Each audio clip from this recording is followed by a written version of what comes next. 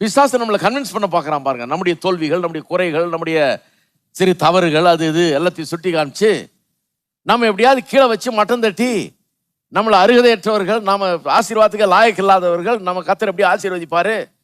இதுக்கு சில நேரத்தில் சபையும் உதவுகிறது. கர்த்தர் உன்னை எப்படி ஆசீர்வதிப்பார்? இந்த மாசம் நீ உபவாசம் இருந்தியா? உபவாசம் இருக்காமல் கர்த்தர் உன்னை எப்படி ஆசீர்வதிப்பார்? அலைகளாகிட்டோம் எல்லாத்தையும். ஜெபிக்காமல் உன்னை எப்படி ஆசீர்வதிப்பார்? வேதத்தை வாசிக்காமல் எப்படி ஆசீர்வதிப்பார்? என்னை வேதத்தை வாசித்து ஜெபித்ததுனாலே ரட்சித்தாரு. பாவியா இருந்து போய் என்னை நேசித்து என்னை ரட்சித்தாரு. நான் இன்னைக்கு வேதத்தை வாசிக்கிறேன், ஜெபிக்கிறேன், உபவாசம் இருக்கிறேன், எல்லாம் பண்றேன். ஏன் இருக்கிறேன்?